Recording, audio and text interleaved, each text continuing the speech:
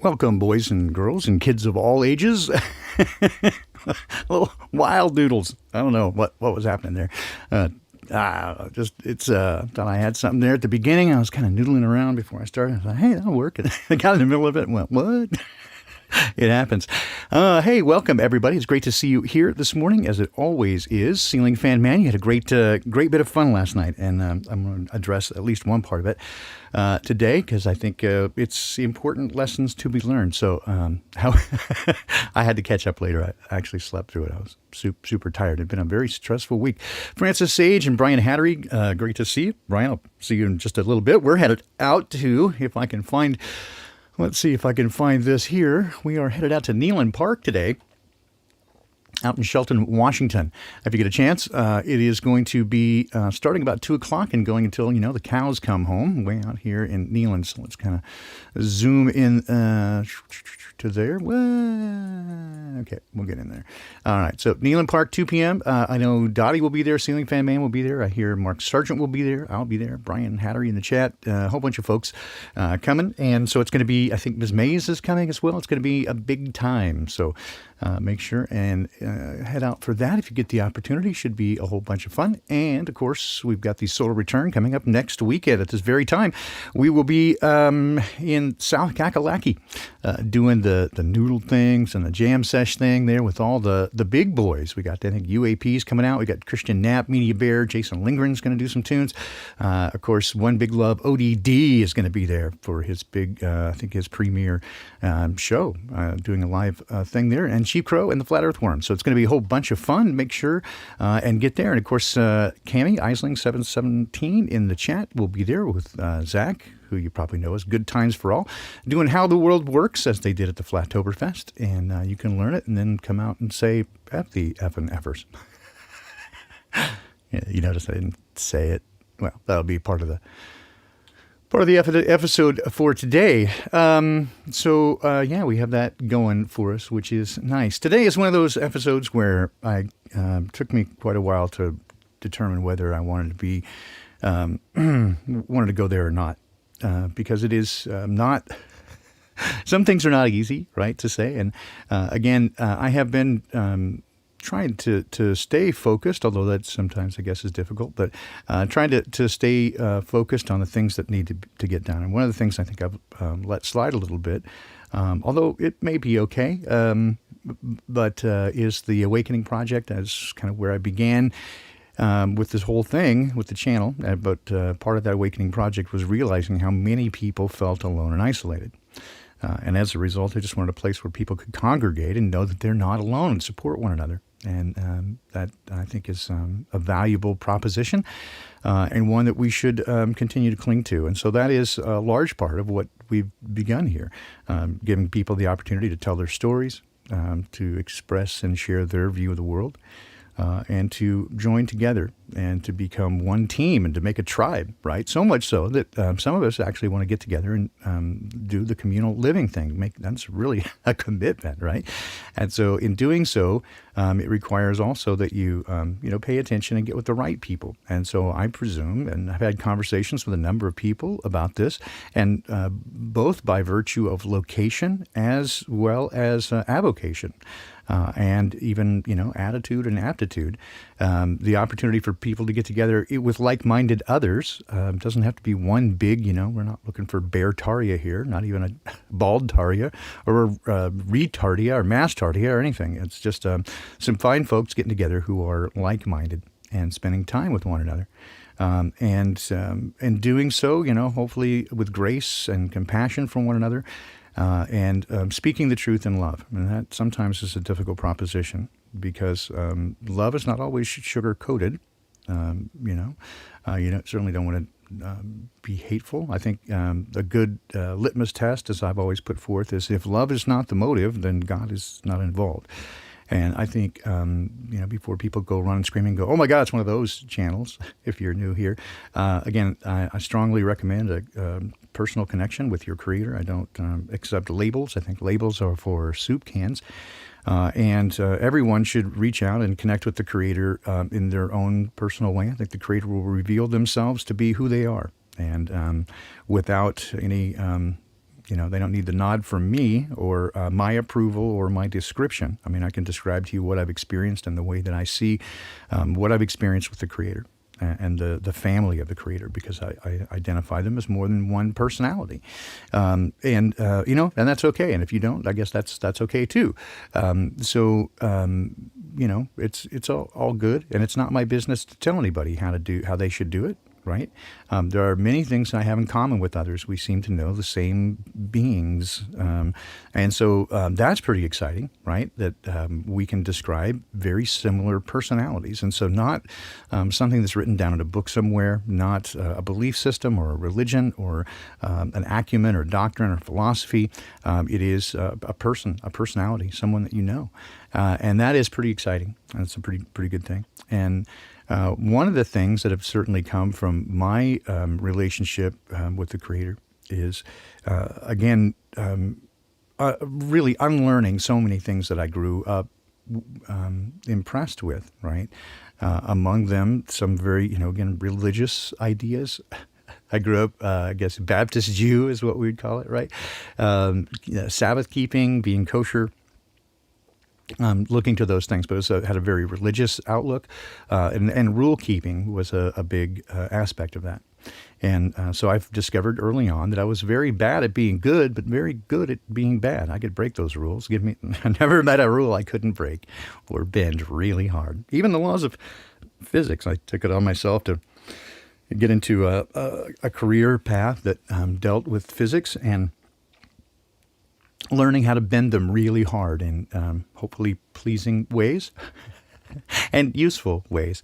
But you can't break them. And I would often tell clients and some folks out there, I can bend the laws of physics pretty hard, but I can't break them. There are some laws that appear to be immutable.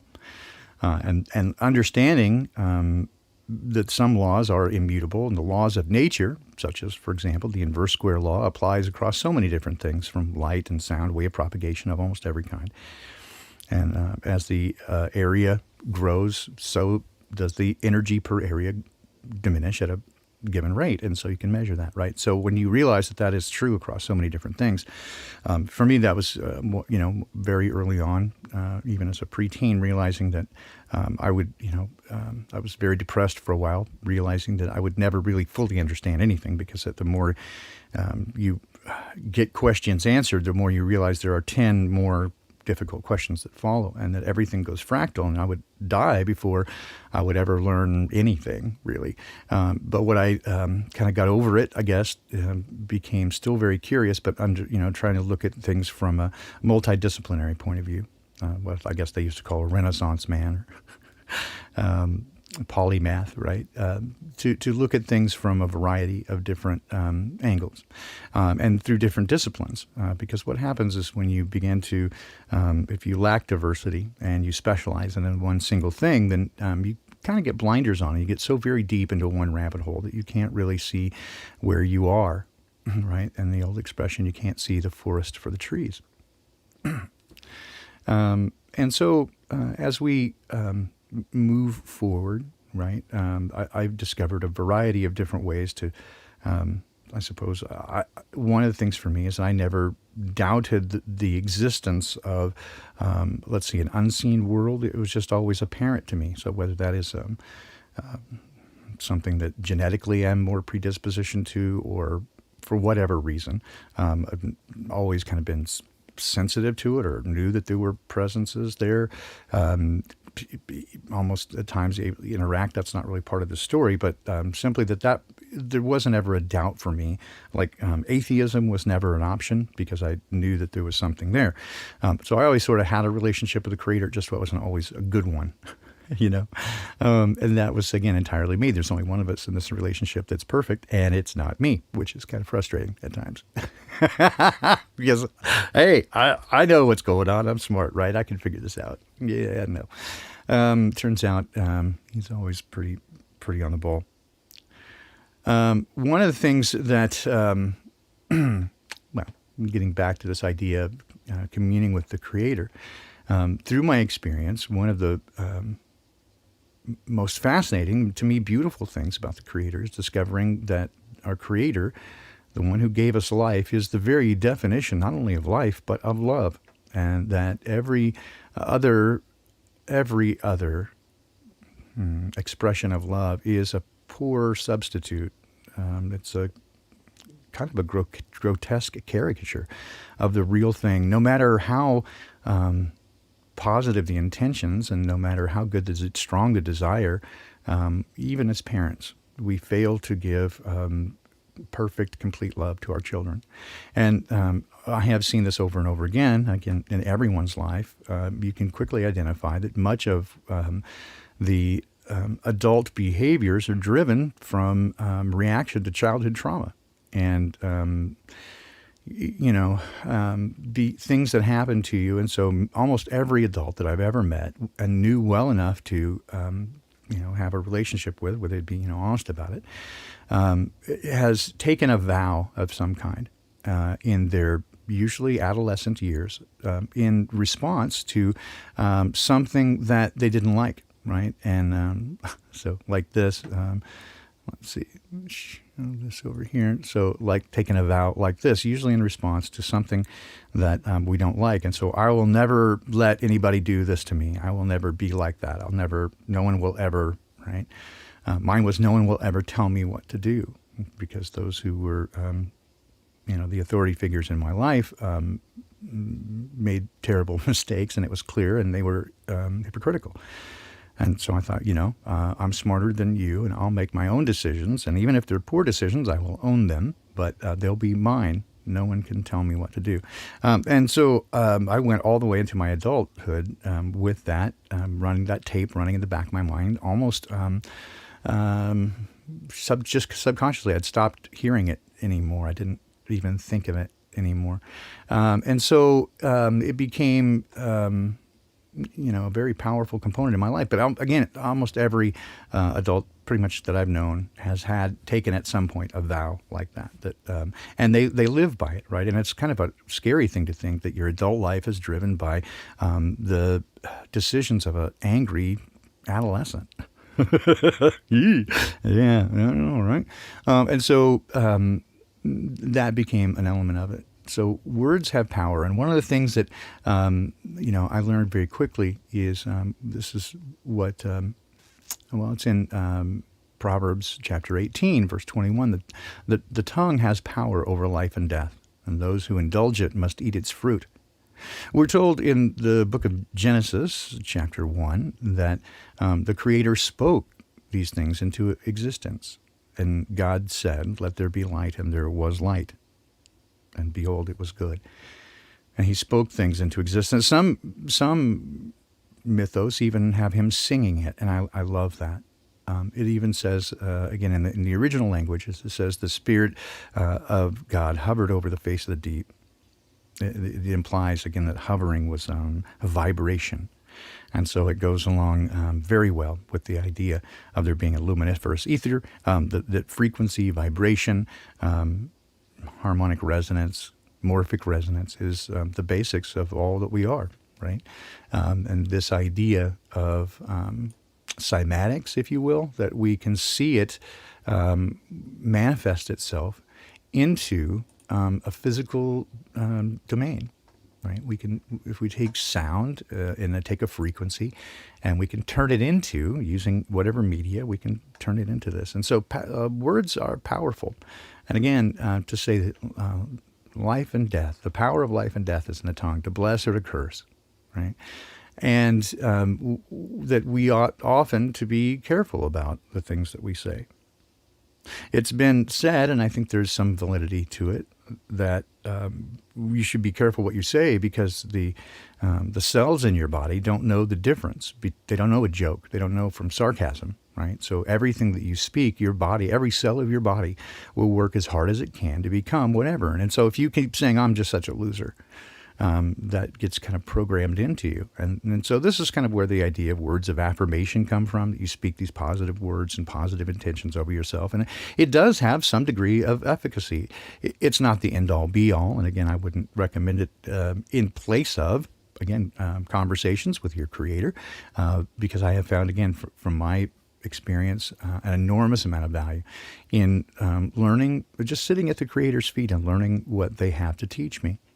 And much of them is, again, the tongue. It's a powerful, it is a powerful poison, and who can tame it, is what Scripture says. It is an immensely full of power. Right? Again, from Psalms, his mouth is full of curses, deceit, oppression, under his tongue, mischief and injustice. Right? If you can keep your tongue from evil and your lips from deceiving talk, you will have great power. Right? Even Paul says that a ship, a big cargo ship, is turned by a little rudder.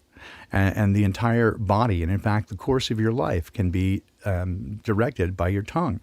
How many people do you know who have talked themselves into a bad situation through boasting or lying, have put themselves into a very awkward situation by speaking something into existence, whether they intended to or not? Again, from Proverbs 17, a knowledgeable person controls his tongue, and a discerning person controls his temper.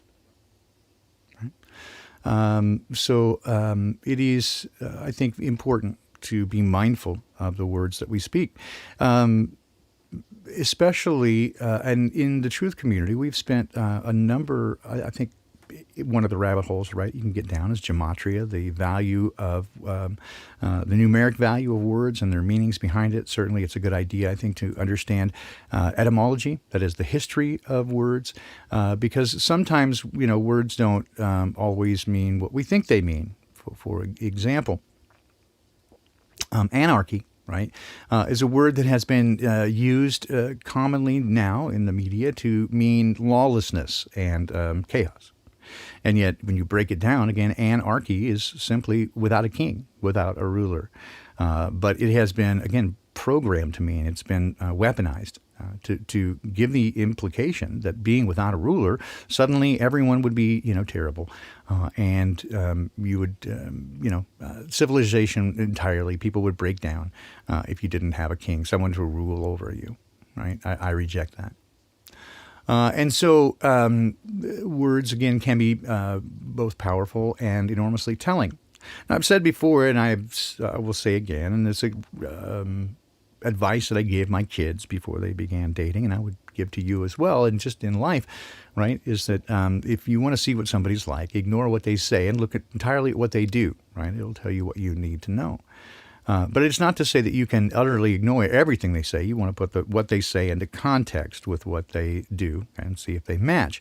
And sometimes, again, you can tear a lie down by somebody giving you too much, offering too much information, but information that doesn't matter. It's a common tactic of people who are lying to overshare and give too much detail about one aspect of the situation in an attempt to misdirect you, right, from the truth. And so then you can see it as cognitive ability here. We got word for word with Joe Biden. We cannot let this. We've never allowed any crisis from the Civil War straight to the. I mean, come on, man. You know the deal. You know what he said. Here's another great quote from him. If you take a moment to read this again, it just demonstrates why the media kept him in a basement for the entirety of the election cycle, and said that it was, because he was a good guy and keeping safe from the cranny. And so the fact that he couldn't get more than 5 people to any of his events was an indication that, he was being careful and that he would not allow anyone to do a press interview with him. He can't answer a question, still can't, hasn't really had a full briefing. He's supposed to, in about 5 days, have his first solo press briefing. We'll see how that goes. Even to the point where it appears that they used a green screen or CGI or some other sort of trickery to make it seem as though he was sort of taking questions from the press. It's poppycock. Again, he's clearly mentally incapable of even completing a sentence. Because Corn Pop was a bad dude, and I got this hair in my leg, and if you shoot a rabbit, I'm scared of toasters. So, sometimes, again, we're also guilty of being unclear. And I have, throughout my life, learned some lessons, and, sometimes the hard way.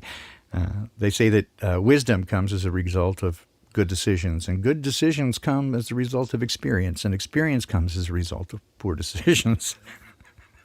And I've certainly made a number of those. I think the trick is to hopefully learn from them. Very early in my career in working in the manufacturing sector, I was given the responsibility for a new digital recording console. And there was only one other thing like it on the market, and ours was profoundly better, but we hadn't shipped yet. We had taken on a major manufacturer. We were a smaller American company, well loved. I won't use any names. It doesn't matter for the context, but the company we're taking on was a very large Japanese company that makes everything from motorcycles to pianos, chainsaws. Need I say more?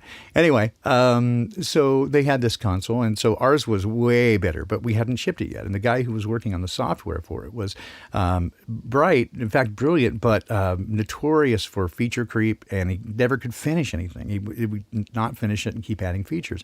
And we're like, dude, we got to ship this thing. And so the promised ship date had slipped numerous times. And I was given, I had to go before the press and, supposedly tell them we're going to ship on this date. And I know we're not going to ship it. And so I squawked about that. And I had numerous clients who were fairly high-profile clients at the time. And one of them, many of them are still friends to this day, but one of them is a guy, let's just use his first name, Jim. And you've heard his work. You probably don't know him by name, but you know his work. He's done so many commercials and so many different things. At one time, he did 90% of the little stingers that you would hear on ESPN, the little dun-dun-dun-dun-dun. Right, that was all his guitar work, like everything. And he was like, what? When I told him that, he's like, what? And then he was watching some basketball game, and he was like, holy crap, dude, you're right. Yeah. But he's done a ton of work with a bunch of artists. And so he was setting up his studio, and so he kept bugging me saying, when is this thing going to ship? I pretty much shut down production.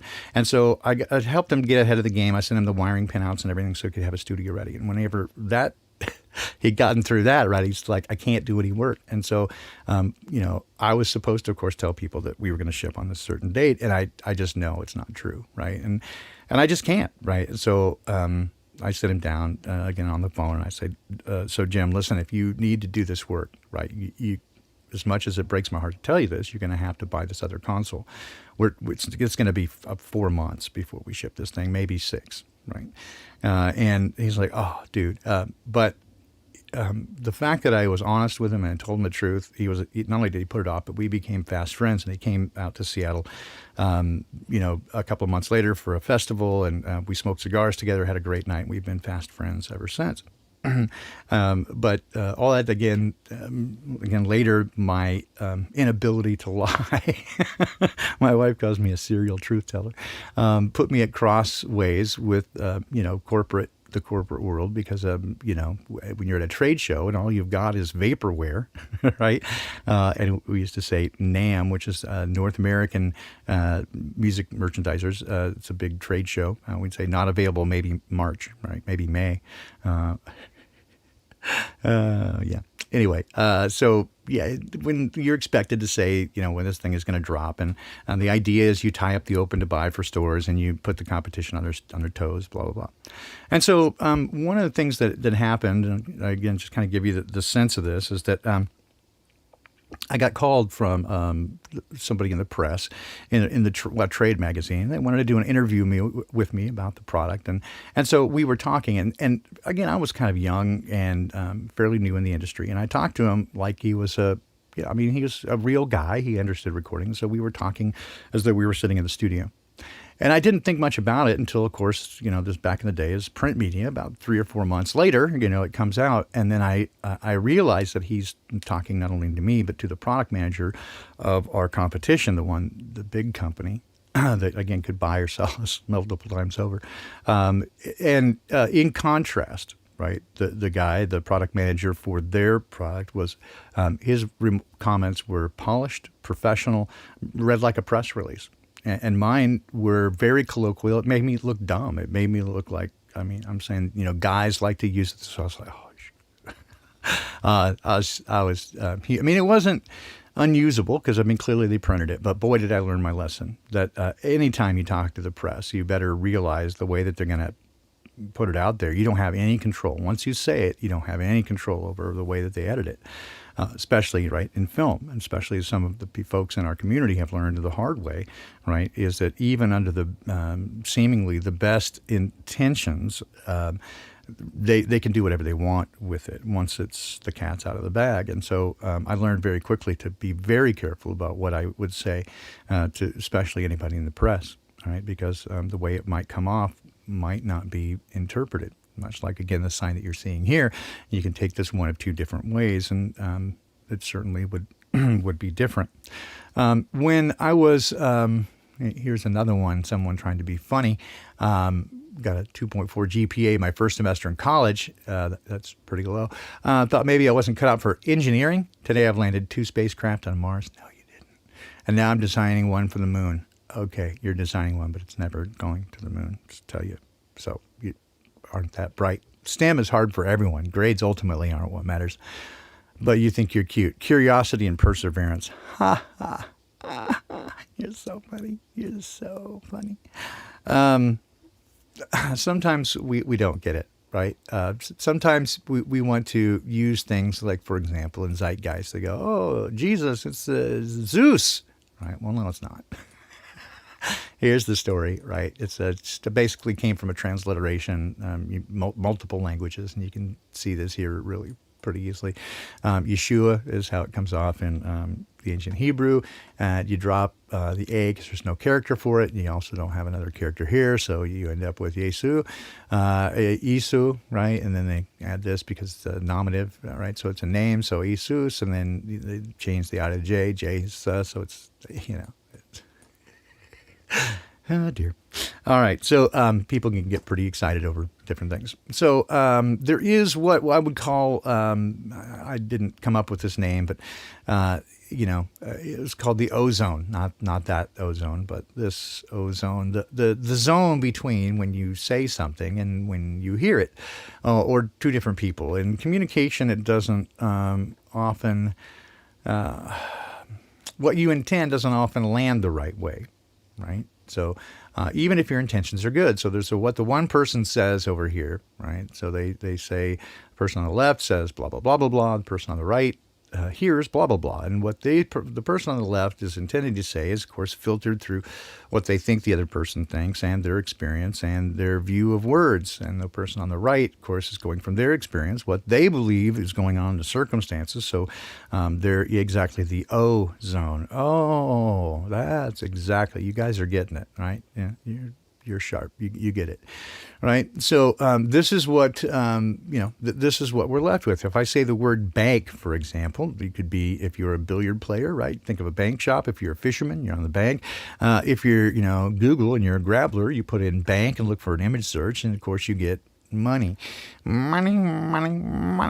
And so this is where we end up. The words can have different meanings, and depending on what people intend and what people, what they imply and what they infer. But here is, there are things where I want to get to. And again, I want to be a bit cautious because my intention is not to offend anybody. And again, I come back to this idea of speaking the truth in love. Speaking the truth isn't always, you got to be careful. Hey, honey, do these pants make my ass look fat? Well, honey, it's not the pants. Ooh, that's going to leave a mark, right? So you want to be compassionate, right? And you want to be careful in what you say. But you also sometimes, I think, need to be direct, and there needs to be, again, an understanding. And part of that, I think, has to do with a mutual respect between people. One of the things that I've said numerous times to, and about trolls, right? We get the occasional trolls that come by and make up their nonsense, and again, you're going to find whatever you're looking for, but ultimately, I want to, I want to be, again, let me use some examples, right? Even within our community, there's a number of things that I see that grieve me in terms of the way people treat one another. So again, I've said about the trolls, right? In order for you to offend me, right? If you're going to insult me, I have to value what you say. And let's start there. I don't. So why does the lion care about what the mouse thinks? I don't. I'm sorry. And that's not meant to be offensive or arrogant. It's just, I don't have time for that nonsense. It's just not in my wheelhouse. It's not in my frame of reference. I'm not going to chase everybody down trying to convince them that I'm a good guy or even tell them the truth, right? I have said before that I speak, the truth. I might be wrong, but I'm not lying. But we get many people in our community who, especially they get their favorite, rabbit hole to go down. And then if somebody doesn't, especially, another truther, especially a truther that's got a channel, right, doesn't jump on or go down that rabbit hole with them, right, then you're a shill and, you don't get it and blah, blah, blah, and go back and forth. And even on some of the topics. Now, I have said numerous times that, the truth community is even kind of a misnomer in that we don't really know. There's a lot of the truth that we don't know or can know because the evidence has been destroyed or hidden. And so the best we can do is speculate. And there are some ideas that are more plausible than others, perhaps. But some things, the truth is often, they say stranger than fiction, is certainly when it comes to the cause and effect relationship as we deal with, science. I have been very surprised by things that just are so weird and obtuse, and it just wasn't what you were expecting at all. All the evidence seemed to point in one direction, and really this certain thing made sense, and then ultimately it was something else causing that. It's like, oh, oops, right? And you have to admit that you were wrong. And certainly, again, we've said many times, it is far easier to fool someone than to convince them that they have been fooled.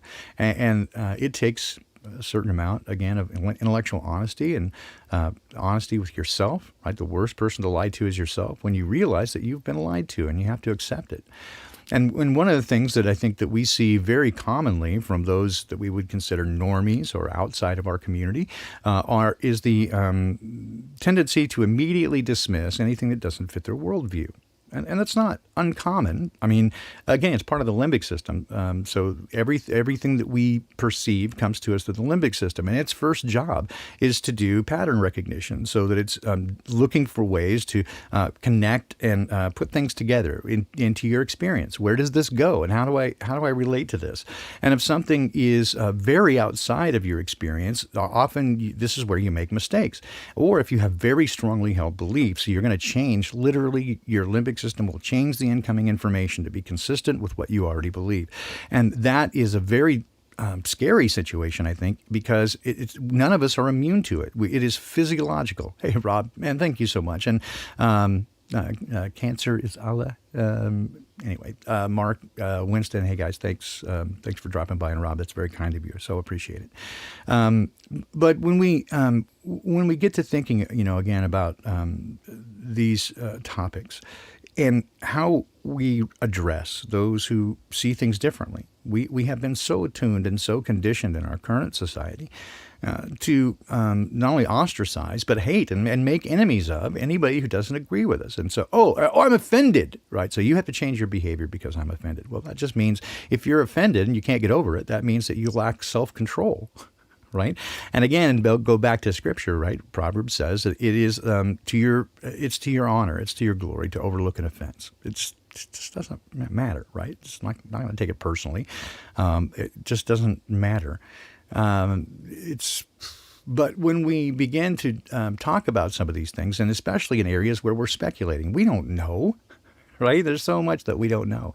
And then when we take on other people and call them names, I mean, I've heard in the last 48 hours, I can't count. I guess I could if I started to count, but a number of people in our community calling each other names and like throwing things out like stupid idiot, you fucking retard, and just, you name it, all kinds of vitriol because they saw something different. And nobody really knows. I mean, again, there's evidence for all of it. Depends on what evidence you want to accept. And I heard this in one of the conversations. Somebody basically said, well, I just, you have to convince me. Oh, okay, so, but I remain open-minded. Okay, open-minded is good. But if you're going to say that you're absolutely convinced of something that you can't prove, but without evidence that you will accept, and that's the difference right there, is what's the evidence you will accept? Again, so many people, if you handed them a smoking gun, they go, well, you can't prove that it was used in this murder. I mean, sure, it's smoking, sure, it's hot, sure, there's a spent cartridge, but it doesn't mean it was used in this murder. All right, it's not definitive proof, but it's evidence, right? And if there's evidence, and there's evidence both ways, or it's not irrefutable, best you can do is go preponderance of evidence. And if you're trying to, express your views, I think it's, again, to your credit, to not have to worry about whether they accept it or not. It's like, this is how it is. I don't have to say that you're dumb if you don't get it. With people behave that way, again, I'm done with them, right? And I want to, again, I just want to be super cautious, because I don't want to be, again, falsely accused. It doesn't matter if I am. It wouldn't be the first time of being, wrongly accused of stuff. But again, there's this thing where people say one thing and things where people hear another thing, right? There was a guy that's been out there for a while, and he says bad things about everybody. So I'm not unique in that regard. What he would tell people, right, is that, oh, Baldini's a liar, right? He's lying to you, without ever giving a single evidence of me, anything that I've said being a lie, right? He didn't like when I said my wife was smart and had a high IQ. Okay, I can't help it. I mean, it's not really that helpful, right? And we all know, or you should, that IQ tests are inherently kind of valueless, right? The measurement of one aspect of one thing, and it's like, yeah. So it's not that helpful. I'm just saying, she's bright. So what does it matter? What does it matter to you, right? Oh, he's trying to steal your money. Have I ever asked for any money other than to A, give it away, or B, for some piece of gear, right? And it's anybody's choice. You can do it or not do it. I'm so appreciative of those who do. It helps a lot. And it helps me to come to a place where I'm now ready to be able to try to step forward and spend more time doing this, so I can spend more time with you, right? And give you better content. And that's going to help, right? So I want to do that. And I appreciate that. And so those who want to, thank you so much. And those who have, thank you so much. And sometimes I'm bad about naming everybody. I'm not sure if you want me to or not. I mean, anyway, but again, thank you to everybody who has, and who has expressed interest in doing a Patreon thing or a channel membership. So those things are coming up to give me the opportunity, right? Especially as we step out of Seattle and into this idea of doing, the poppy cult, he's trying to take your money, right? I mentioned this one place that was awesome. It was like $600,000, and he's like, oh, he's trying to get your money, $600,000. Give me a fucking break, right? Anything that we do with this, right, I'm going to be more invested than anybody else. I mean, we're putting everything that we have into it, right? And so it's going to be very expressly laid out in terms of who, what you get if you're going to put money in, what you get for the money, how you can get out if you want to, right? It's not, the idea isn't to be an investment, but there should be, I would have questions about, if I don't like it, can I get out, and have I thrown my money away? So I want to address all those things with that aspect, and so I want to be, again, cognizant of that and make a way to do it, right? I don't want to make it easy, because it makes it difficult for everybody else if people come in and try to take advantage. I just don't want that. But part of it is Dark Bear, thank you so much. I appreciate it. But part of that is being cautious, again, about, I've said before, it has so much more to do with who is there than where we are, right? Or even the methods that we use. It's very important, right? To choose the right people, and in part based on their behavior. And I want to share just a couple of things. So I got a number, I'm trying to get a number of things here from emails that I got over the last couple of weeks. Like one, last week on Poppycock Report, and I'll see if I can find this email really quickly without making you wait. I should have had all these pulled up. But it just occurred to me that it says, I just heard the most recent Cocky Pop report, and you mentioned adding some of the buzzwords to the community you're starting. I've had my property of my own in the past, as well as having lived in a few intentional communities, so please hear this. It'd be best to simply describe the endeavor on any media as an organic farm. That's good advice. Words like permaculture, sustainability, and off-grid should be avoided on any media. Oh, yes, right? And so again, this is things between what I said and what I didn't say. What I was saying was use their happy words, right? Sustainable is kind of a good word. Zero carbon footprint, organic farm, that sort of stuff, that's happy. If you start putting off-grid or permaculture, right, that's scary to those people. And it's like, oh my God, that's where they go to a cult. So all I was saying is if you put a front on it, it's going to use their words and stay away from the bad words. But here's the scary part. I'll just finish up this. I've seen troops in black come in, burn the structure, shoot the animals, steal the vehicles, trailers, computers, put hammers in the well, and make the property unlivable. Something I've witnessed on 2 occasions, and I've heard of a couple of other locations. Right? So, I've heard of that as well.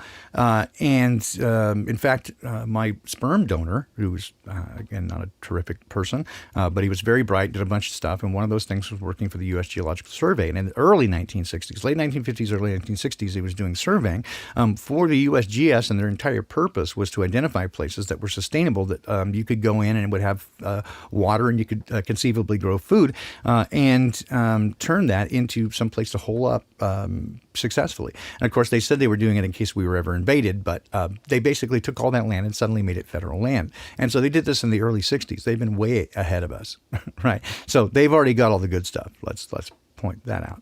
And so that's kind of, where we're at. So yeah, that's one thing about, again, people commenting on stuff that I say. And I try to be, again, conscious and cognizant of your comments. I had another comment as well that was concern about, again, something I had said that I had in the Cocky Pop report had said OMFG.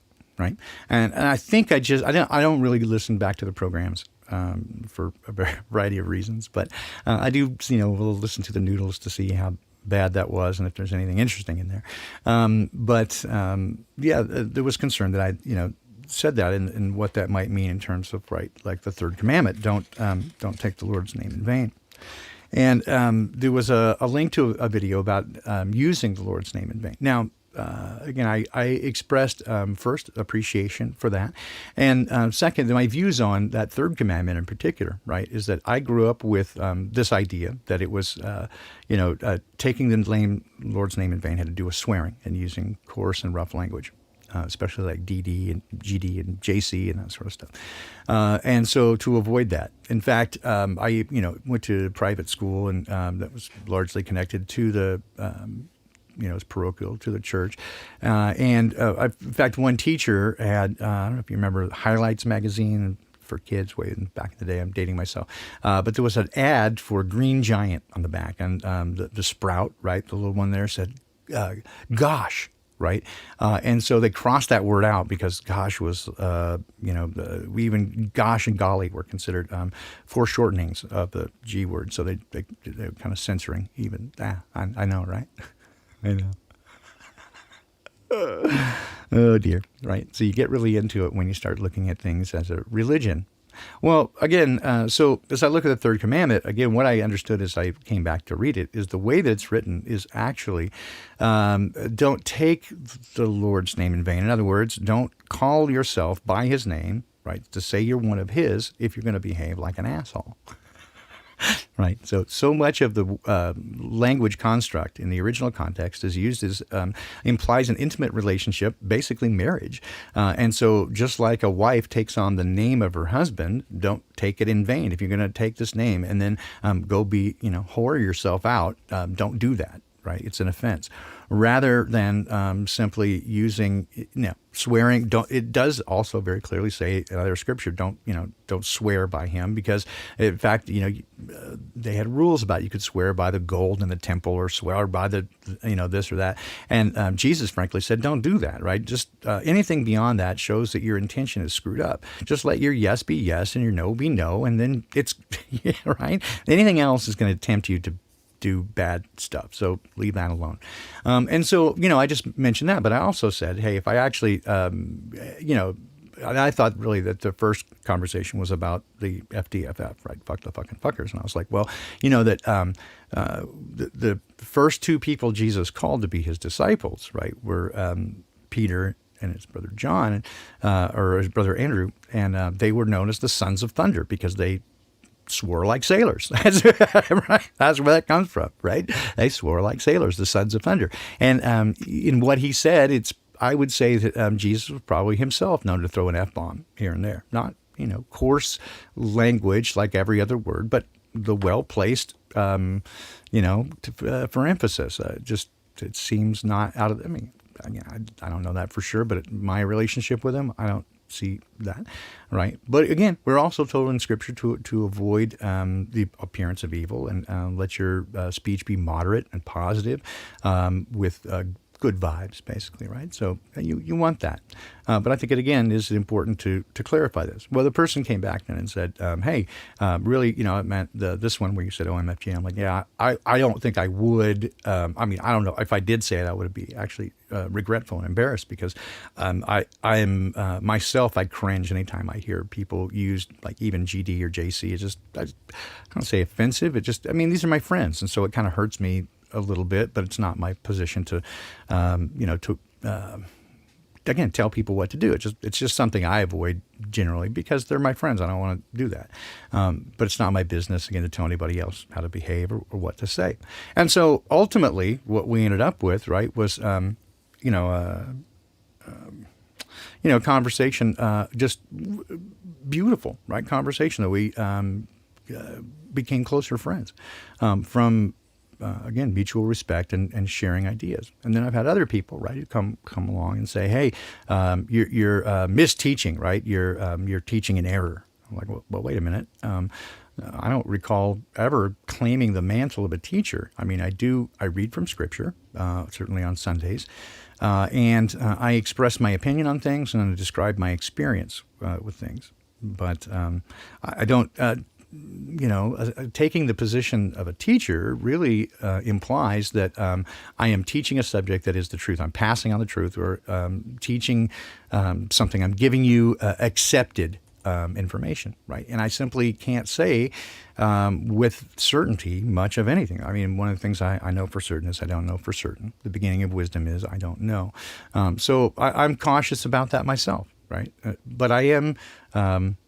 if by my encouragement people grow and are encouraged to increase or further develop their relationship with the Creator, man, I love that. I'm totally down with that.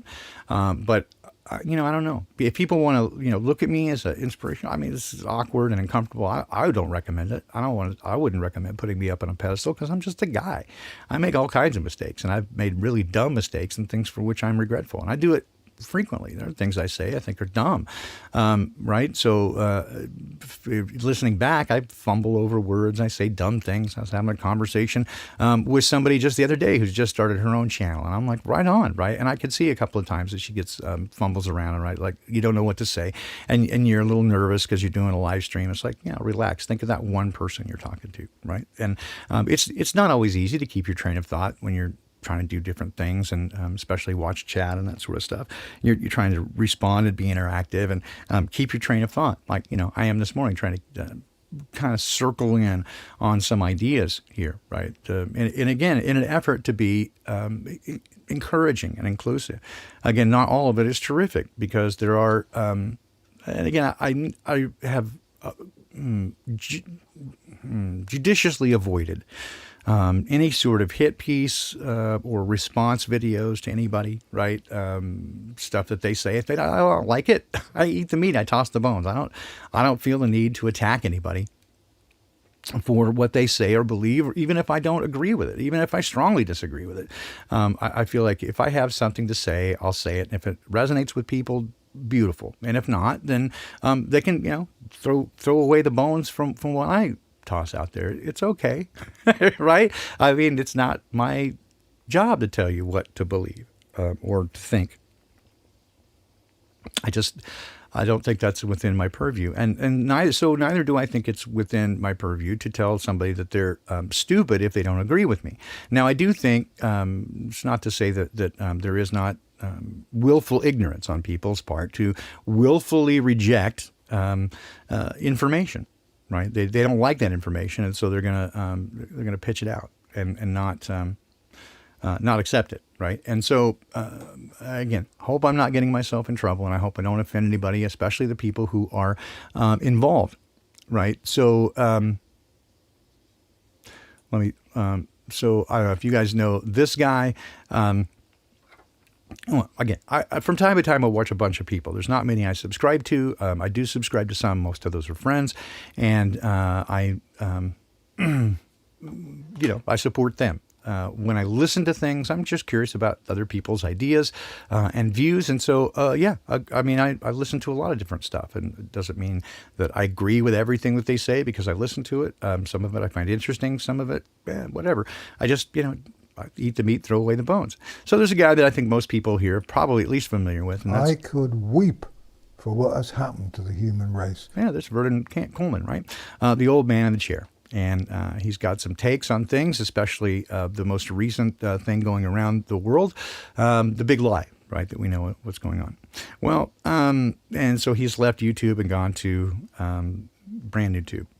And so there's, again, he has his thing and he says, and then you've got this guy, right, Matt from Quantum of Conscience, and he's got his own thing. Right. In terms of getting through this clown show, we've had a lot of laughs recently, some movie reviews, some light stuff, but this is not going to be one of those presentations. This is a very serious presentation, but it's in reaction to pretty much the darkest presentation I've ever seen. Okay, so what he's talking about is a recent presentation from Dr. Coleman, in which he begins, right, the bald man in the chair, right, Stephanie? And so in which he begins by saying, and I haven't seen that video, I just saw this one, and now I see that he's done two. The other one I think is pretty similar to it, in which Dr. Coleman begins, we all know that the elite, the cabal, whatever, right, want to do this depopulation agenda, right? And I think he said, 95% of humanity or whatever, right? And so, yeah, grounded extracts. I like Matt. I like the way his, sort of inductive reasoning. It's less abductive and less deductive, but it is sort of inductive. And he gets, I think, a lot of things right in terms of just his intuition. He's thinking about things sometimes in a right way. I think sometimes he misses things and overlooks things. And this is one of the things I will say here. And this, I just want to point out the words we use. The old man in a chair, just a friendly old man in a chair, his presentation delivers. Now I ask if you are... So basically he's taking umbrage, and I should have just queued it up. I was kind of in a hurry, and I wasn't sure whether or not I wanted to show this or not. Sort of message spread around. So let's just go over a few things, guys. I kind of did a tag cloud, or his key phrase. I think he takes a moment to get there. But his point being, right, he 95%. He says... Is he really going here? It's carved into some piece of stone somewhere. All right, so this person, he's either a deception. If you remember, be saying to yourself, he shouldn't be going to studying this evil genius of how it does business. Of course, I'm going to put that on the table. I have to put that on the table. On how the action. Well, he takes umbrage with the fact that he starts by saying, "We know that they want to, eliminate 95% of us," and then he says, "What? You know that? There's zero evidence." All right, he says, and he says it about 6 times. He makes a... Jacksonation going to play out. Can't basically start out a presentation saying, I'm a doctor and we're all doomed, and 90 to 95%, or the end of the human race. Just, you can't go there unless you really have a reason to go there and you have your facts lined up. And he has zero facts. So he says that a lot. Zero facts, zero evidence, right? It's about the time that I think, well, it's not as if it's written in stone or anything, right? It's not as if it's, not on the Georgia Guidestone. Lined up that lead to that conclusion. Okay, first grade truth are trying to help.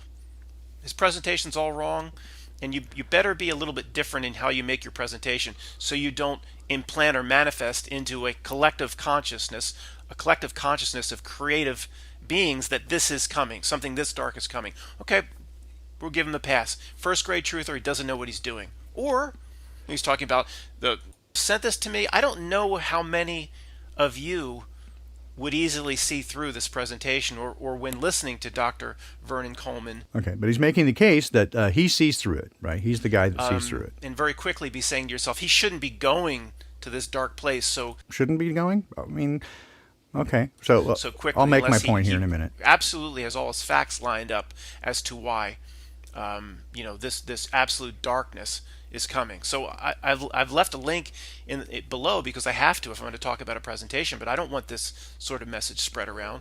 So let's just go over a few things, guys. I kind of did a tag cloud or seconds of the presentation. I'm listening. I'm going, okay. Well, what's the evidence here? So pretty quickly into the presentation, I'll just jump right to the part that really, I wouldn't, if I wasn't making a presentation about this, if I didn't have a channel, I wouldn't have listened to it at all. I would have turned it off and go, this person is either a deception agent or doesn't know what he's talking about. I would have turned it Are those the only two options? I mean, I don't know. But I have to do this for the benefit of the channel and those trying to interpret a message like this. He says, I just made notes like the tag clouds of key phrases and things that he said during his presentation. We all know that 90 to 95% of the population, the elites want to wipe that amount of us out. Okay, so that might have been a bad choice of words. I haven't seen the Dr. Coleman, but if he said that, we all know that's probably again overstating it because is there proof of that? Well, there's no, but there's evidence, right? From Prince Philip saying that he would like to come back as a pathogen, to a virus, to wipe out deadly virus, to wipe out 95% of humanity. To many of their documents that say that depopulation is part of their agenda. To the Georgia Guidestones. Now, again, is there proof that that's what they want to do? No, but their words say there is evidence. That's all I'm saying is that there's some evidence, whether you choose to accept that evidence or it's enough to make you believe that it's true or not, a whole different story. But is there zero evidence, as he's claiming here? Well, I submit no. We all know that. We all know the elites. And again, incredibly, a big percentage of people here are going, well, yeah, Matt, we all know. We all know they want to kill over 90% of us off. How do you know that?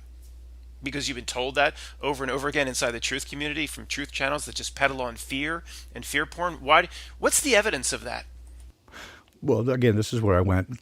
Okay, there's some evidence. It's again, is it proof? No, right? Not. Is it proof positive? No.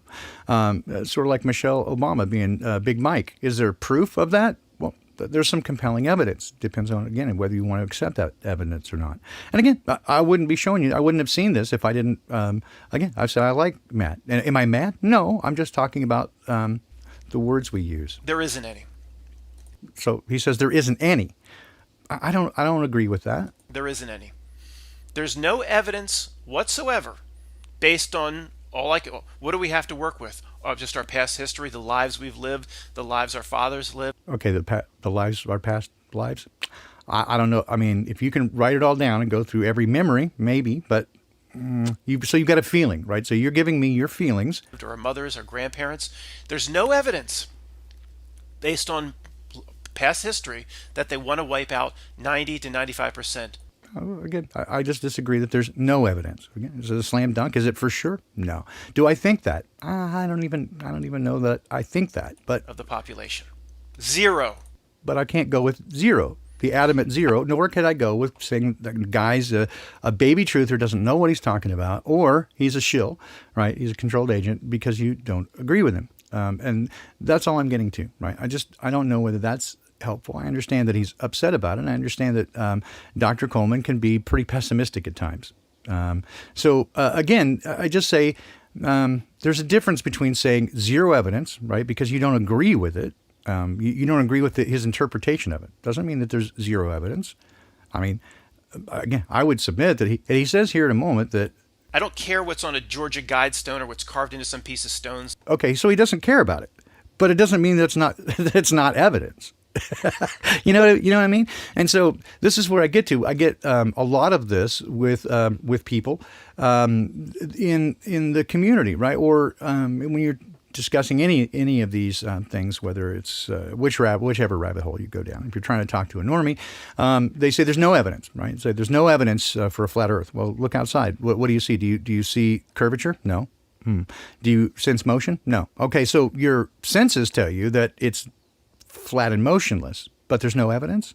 Well, the only evidence that you have comes from people who are known liars, and then you have to trust them. And so you have to put faith into people who are known liars rather than your own senses. And that's one of the biggest problems with the whole world right now, is that they've got people convinced that they cannot trust the evidence of their own senses, that they know better than you do. You're a dummy. You just don't understand it. So be cautious, right? And so I'll say this, and I have even made fun of myself, right, by saying that absolute certainty is the imminent domain of frauds and fools. And I say that with conviction, right? So is it absolutely certain? No, but it's an axiom, right? That if someone comes off and says, I know what's going on, I got this worked out, and I'm the one who has it worked out. In fact, I'm the only one who's ever worked this out. I'm going to inherently distrust that, because there are a bunch of bright people who are working very hard to figure things out based on evidence, and we end up scratching our heads. I sit with Cammie and Zach and Bob and boy, you name it, a bunch of Karen, Ted, a bunch of bright people, Mark Bloom, Lucas, right? And they send me stuff all the time. Sometimes I have to sit there and scratch my head. It takes me days sometimes to get through L.C. King stuff, because it's like, I'm like, what? Let me work through this, right? And I realize, he's put time into it. So I have to, I think, give it the appropriate time to really look at it, right? And again, not just reject something out of hand because it's not something I thought of before, or, it doesn't match with what I think, because I have to look at all the evidence. And so I'm willing to look at almost anything, right, that people put at me. I mean, again, Mark Bloom has sent me dozens of amazing thought pieces. And now, we've had him on Secrets of Saturn a couple of times. I think he's going to probably do a Crow episode upcoming, because there's it's thought pieces. Do I agree with them all? Well, no, I'm not even sure. Again, Mark agrees with them all. It's just interesting ways of thinking about things, and some research that leads in interesting directions and stuff to consider. Right, and this is where this is how I look at all information. Right, things to consider, and how to do that. But again, I've encountered numerous times that again within our community, that if someone doesn't agree with the other person, or they see things differently, or they're not taken by that one thing, then they're somehow a denier or whatever. And again, without meaning to step on toes, but I'll say, for example. Ceiling Fan Man and I, who are becoming fast friends. I love him. And so we see things, for example, we talk about stuff like Mandela effect, right? He's kind of bigger on that than I am. There are things, there are some of them I go, well, I'm not sure about that. There are some that I go, I can't explain it. I don't know that. But I'm certainly not a denier. There's absolutely something going on. I may not have the same take on it as do, for example, he and Brian Staley. There are some of them I think even are probably incorrect, that I certainly do recall it being the other way, but that also doesn't mean that I might be mistaken. We might not even have different experiences of it. That's a possibility as well. I don't really know for sure. But what I do know, right, is that I don't know. And so I look at the evidence and I say, I can't with conviction say, this and that. And I don't. No, and I think it's you should be cautious if you begin to cast opprobrium and vitriol at someone who sees things different than you, because they actually might be having even a different experience. And to say that they're a fucking retard because they don't see the same thing as you is pretty harsh, man. I gotta say, I heard a little bit of, again, Bob Nadell trying to explain to some guys on another show his views on, incoherent magnetism and electricity. Okay, that if you don't agree with it, that's fine. You can see things a different way, but you say he's a fucking idiot. I don't think Bob's a fucking idiot. I don't agree with him on everything, right? But there's lots that we agree on, and we see things similar. I don't know, man. It just does not seem helpful to me to do that, right? And so I got some months ago, I had somebody in one of the online groups, Facebook groups that I'm in, and I administered that group, and they first started putting posts in that the admins of that group were deleting their messages, right? And they were being very hostile. And I said, well, to date, at that time, I was the only admin. I had a couple of moderators, but I was the only admin, and I hadn't deleted any messages that other than a couple from people who had thus been tossed. And I looked in the log for the activity, and nobody had deleted his messages. And then he began making, yeah, all right, Bob. Me too, right? I claim that. I guess labels are for soup cans, but if I'm going to, accept a label, fucking idiot, might work. All right. Anyway, so this guy then insisted that, that I was moderating and removing his messages because he had the truth and I was trying to quiet the truth. Well, again, I didn't delete any of his messages, and as it turns out, and then he messaged me personally, and then he kept going, and he's really amped up, very, very elevated emotional state. And I said, well, again, I can assure you, I went and looked at the log, and nothing had been deleted. Well, then as it turns out, it was another group that he had been posting a bunch in, and in that group, every post requires moderator approval, and he wasn't being approved because I think some of them, the more we got to see of him, he was kind of unhinged. I can understand that they wouldn't publish those posts. But then, so his primary focus, and again, we've talked about this before, that there is, bad things happen and bad people do bad things. And part of that is what they do with child trafficking. And we know what we're talking about here.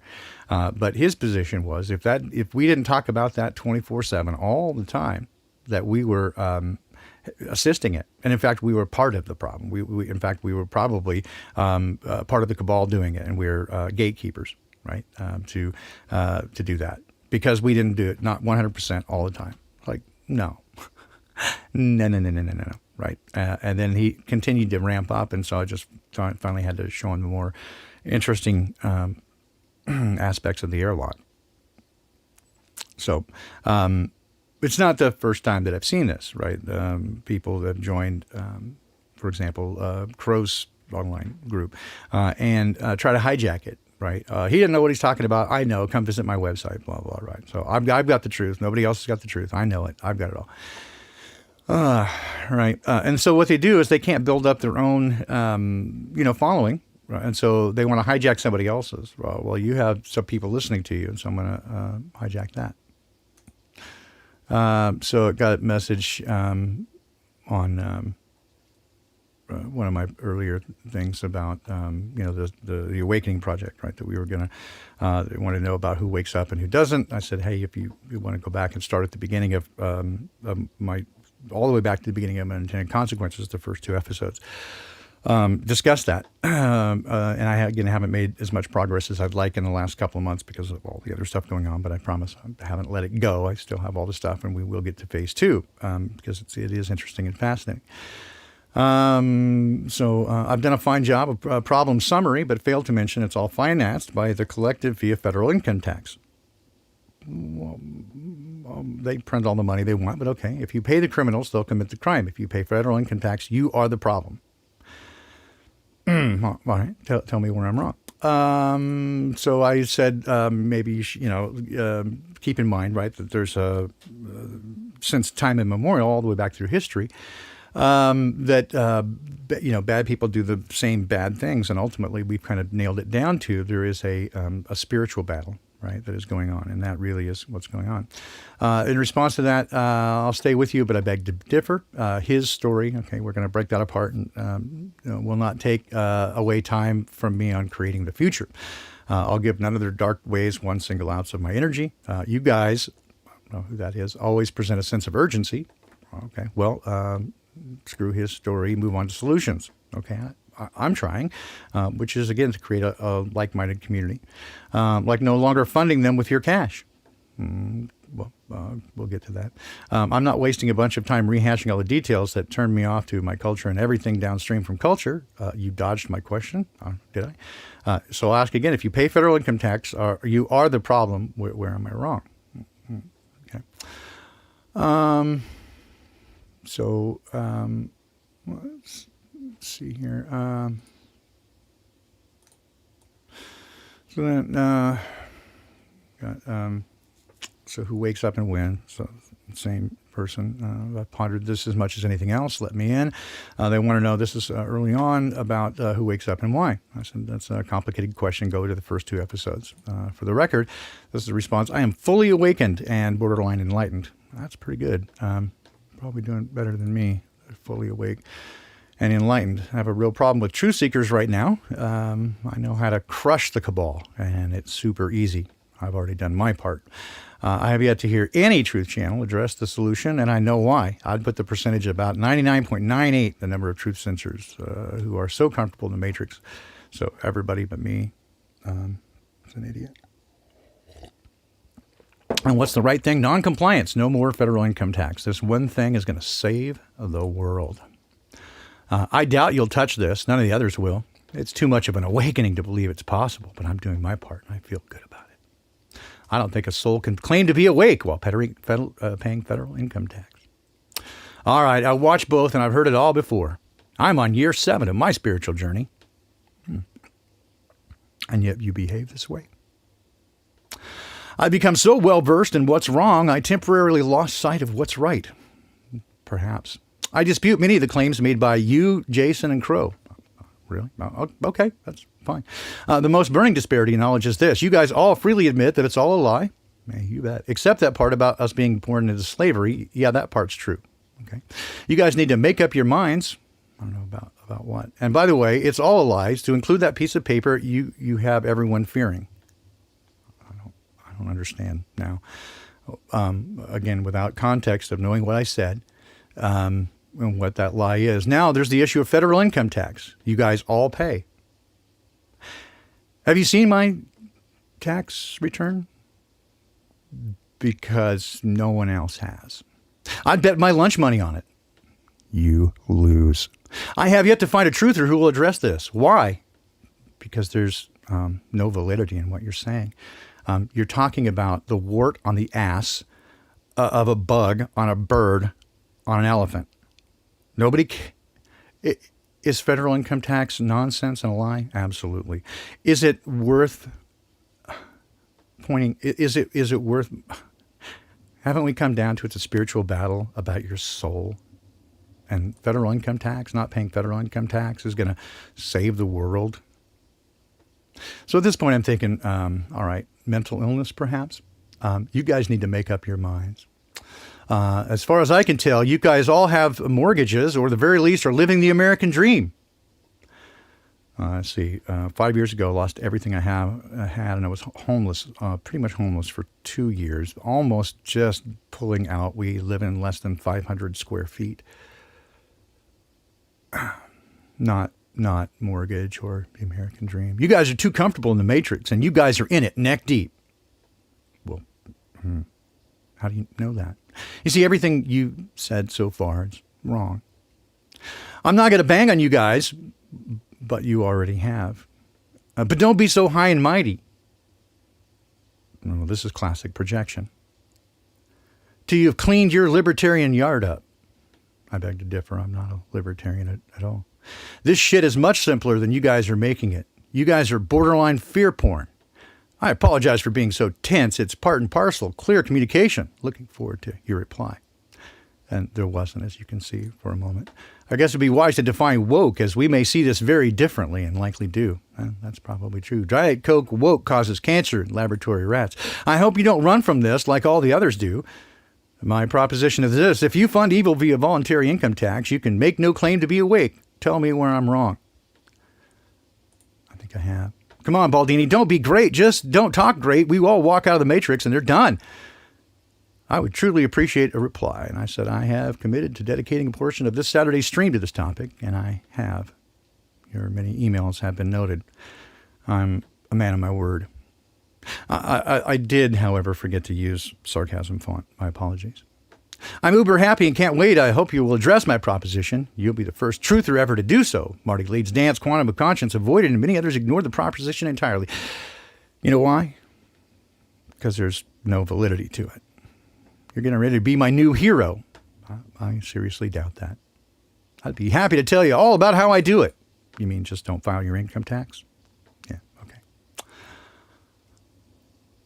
On year 7 of my spiritual journey, and one thing I've hoped to achieve by refusing...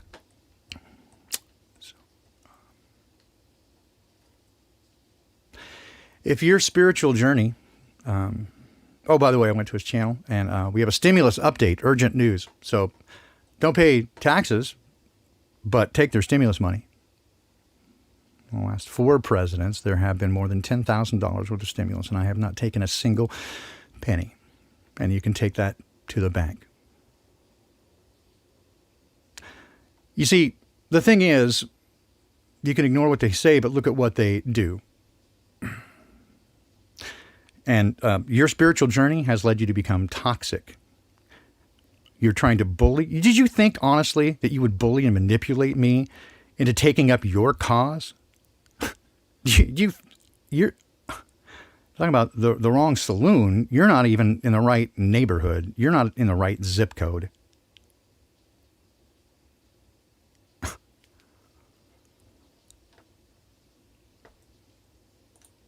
Yeah, no.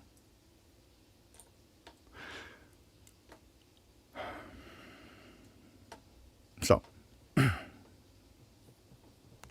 be careful what you say. It might come back to bite you.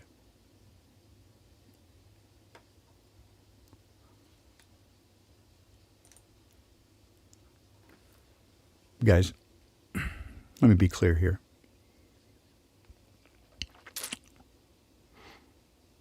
Is fiat currency, bad? Yeah, of course, right?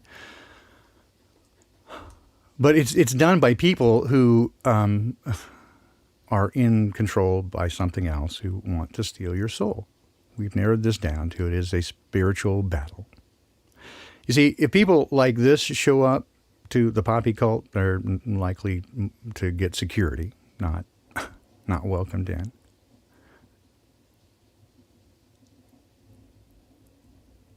It's from the overflow and abundance of a man's heart that come his good works, or his bad. And it's not what goes into a man, but what comes out of him that defiles him.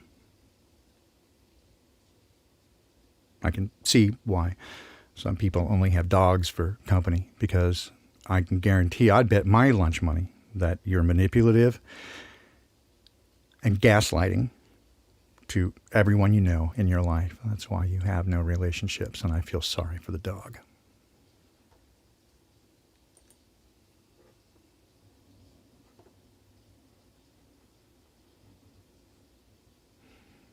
Now, if I've set you back and you're like, oh my God, don't send him email. Again, I'll point out how many people, Mark Bloom, Lucas King, Ronald Lee, Israel, Nemo, lots of people send me all kinds of ideas and challenge things that I've said. I love it. I mean, I'm willing to talk about anything, but I'm not willing to defend what my views. I can try to explain them, but if you think they're wrong, fine. Go you. Get on with your bad self, right? And go tell us how it is. Tell us how great. When you put out good content that people resonate with, they will come. I'm delighted that people have asked, right, about, don't you wish you had more subs? No. I have just the right number, because it's the right people, right? There are a few people who come here to be malicious, but not too many, right? Not too many. Because, again, when you turn on the light in the darkness, you're going to get some bugs. But for the most part, the vibe draws the tribe. You guys are awesome. I watch back to the chats, right? And for almost everybody is just the most beautiful, amazing people. And one of the things that I learned from Ceiling Fan Man, in his stream last night, again, I apologize that I wasn't there live, but I did listen back this morning, is that one of the things I love about hanging out with him is we have very similar senses of humor. And I love that he doesn't take himself too seriously, right? He embraces that nuttiness, and I should probably more too. right? I kind of do in the poppycock report a little bit. I let my hair down. Wait, I don't have any hair. Okay, right? But I mean, these are serious issues, and so I take them seriously. And I want, started off want to be considered, a serious researcher, right? But sometimes you just have to laugh, right, and say, "Fuck the fucking fuckers," right? And but I think I should probably, more embrace my my nutty side. I see that I lost a few listeners, right, toward the end there, and I knew it was going to happen, right? And here's the thing: it's not that I don't care; it's that I don't care, right? It's like if that's, I'm not upset about people not coming who just want to create problems. I'm just not down with that. What I do want, right, is to facilitate a place where people can talk to one another freely, express ideas, and have basic dignity and respect for each other, with an understanding that we don't fucking know, man. We don't know. One of the things that has been proven to be the worst kind of evidence is eyewitness evidence. Because we don't know. Our memory is bad. It's filtered through what we think and believe. We have false beliefs that we all have picked up. We were lied to our whole lives. We don't fucking know. So how can we call somebody fucking idiot because they don't see things the same way we do, right? The people that to me are fucking idiots are those who act like fucking idiots, right? They just repeatedly do it. And they insist, again, that they're not going to accept any information other than what agrees with what they already firmly believe. Well, how can you learn anything new if your hand is closed so tightly around it? It grieves me. And I mean, again, I understand. I get it. I don't really matter, right? It's like, it's not what I think that matters. I get that. But I do want better for you. I do for all of you who are coming along, right? And, I sometimes do want to warn people who are starting, to share their voice in a podcast or YouTube videos. Just, don't take too seriously either the naysayers or those who are sycophants and just, oh my God, you're the best thing ever. I mean, it feels good. There's no question. It feels good when people give you approbation and applause. No question. But I try not to, again, I don't take that to heart any more than somebody saying you suck, right? You're an idiot, because they don't really know me. Now, the people who I get to know over time, when they tell me things, I've learned to trust them, right? So Brian Hattery's in chat. We've gotten to know each other, and I trust him to be straight with me. And he can say things that aren't necessarily pretty, and I don't necessarily, again, I'll take everything under advisement, right? So, and especially when somebody that I've learned to know over time, when my wife tells me something that, she says you got green stuff in your teeth, check your teeth, right? She's not being mean. She's trying to help me. But we have to be open and transparent and honest with one another, right? In a way, and trust each other. And we have to be able to get to know one another to be able to do that, and we have to be that way with one another, right? And not trying to scramble to the top and see who can get the most subscriptions and who can get the most views or the most likes, right? I don't care about that shit. In fact, again, I the only emails that really matter to me are the ones where people find comfort, right? In and their relationships with dad are improving. Like that stuff, just very few things tickle me more. My wife will tell you, I will sometimes like literally burst into tears when I read emails like that, when people have been facing difficult circumstances, and when they pray, when they spend time with dad, it doesn't necessarily always change the circumstances, although many times it does, and miraculously, but it changes their attitude and their view upon it, and they know that they're going to be okay. And that's exactly what dad promised, right? He didn't say it was going to be easy. He said he'd be there with you. And that's been my experience. Absolutely. He promised it would be hard, right? For sure. But he's going to be there with you, and he's going to comfort you, right? And then that we should do that for one another. We should uplift and comfort and encourage one another. And that's what I want to do, right? So I don't want to come here every week and spank people for the naughty things that they say. Although sometimes, again, speaking the truth in love, I don't say that about that one guy to be an asshole. It's not my point. But it's like, dude, if you're going to be an asshole, right? This is why nobody's taking you seriously. One, because the shit you say, it's got no, I mean, really? Don't pay your income taxes and the cabal comes to an end. That's been here since before there was a Federal Reserve by many, multiple generations, goes all the way back to time immemorial, that they serve darkness. Come on, man. And it, even our friend Matt, right? Like, nobody else would get this. 99.9% of other people wouldn't see through the lie that I see. There's zero evidence. But there's not zero evidence. You're not convinced. I mean, and that's true. Just say, I'm not convinced that's true. And explain your reason. He did. He said, if you have like an ant farm, you're going to go and kill all of it? Okay, I get your point. But have you ever, you're going to use the farmer metaphor. You've never heard of a mass culling? Because they do it. They do it, and it's been done, and for reasons. And do I know what their reasons are? Again, they've said some of the reasons, but if you take their own writings and the things that they say, they seem to think that that's be a great idea and good for them somehow. I don't know exactly why. Do I think it's for sure going to happen? Is that exact? Could it be a double reverse? Yeah. Shit, yeah. I don't know, man. I don't know. But when I hear people say there's no evidence for something, but I don't care about this. I don't care about, it's written in stone. Okay. Oh, okay.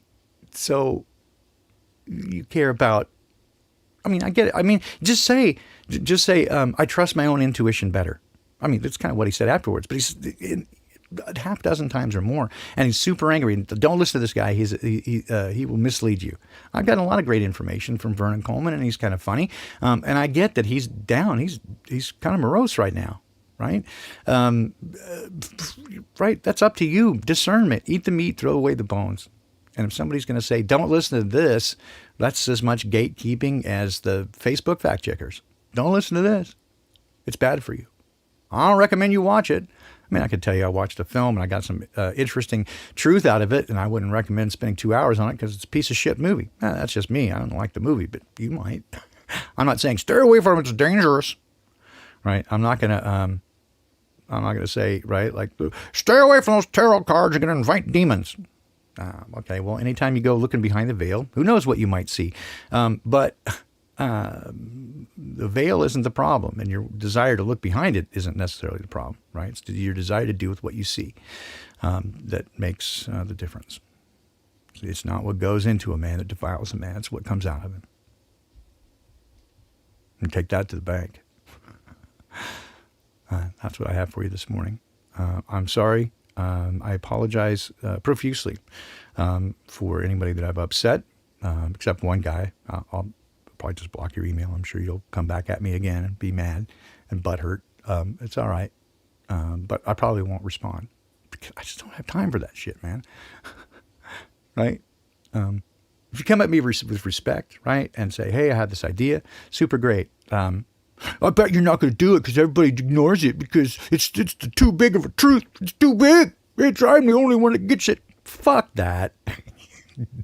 Come on, man. Sorry. Just like, this is why I just kind of can't sometimes. I'm going to face palm myself to death. And this is why I want to find a good group of people I can spend the rest of my life with, however long that is, trying to do something good and not sitting there tearing other people down about how they don't fucking get it because they don't agree with me. I get along with people that, have closer. But keep in mind, a heretic is somebody that believes almost exactly the same as you. You know what I mean? Oh, dear. Again, I'm sorry if I stepped on your toes. It's I want to speak the truth in love. But love isn't always sugar-coated.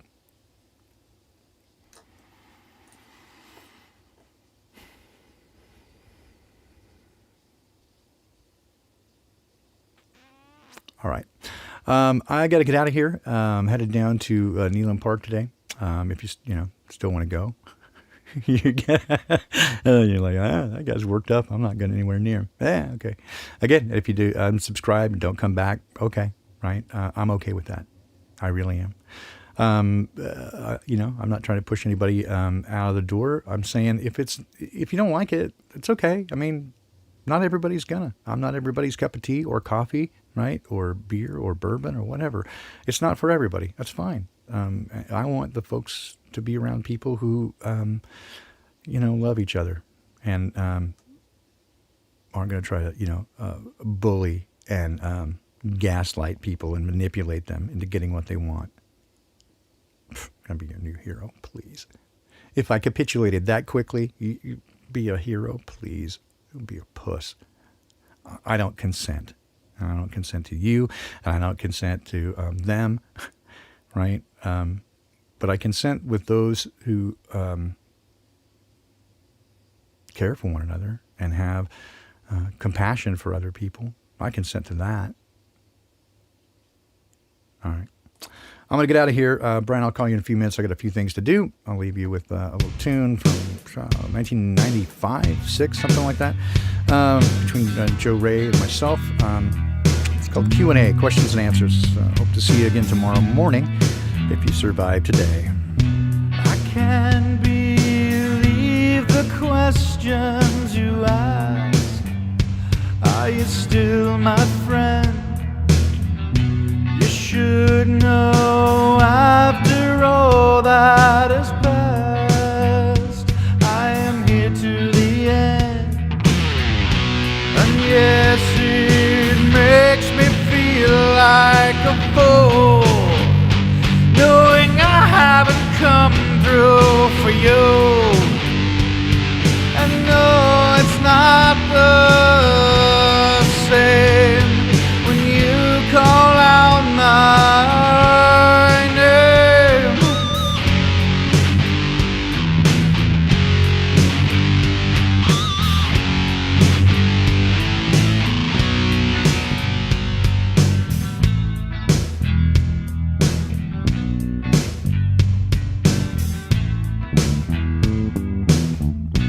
I can't believe the things that you ask. Don't you know what it means to speak the words that you've given me, to tell of my dreams?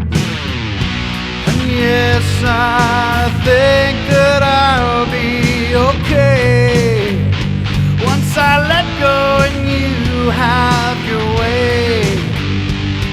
And no, I'm not afraid, I just don't know what to say.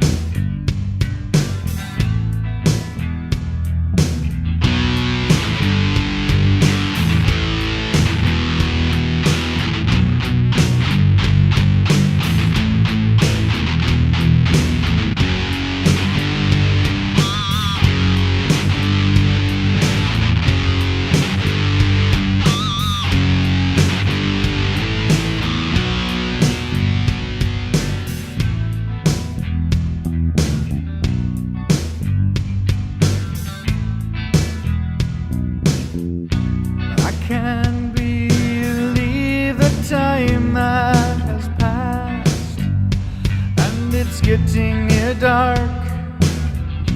You should be almost home by now, but you're here in my heart. And yes, it makes me feel like a fool, knowing I haven't come through for you. And no, it's not the same, I'll still call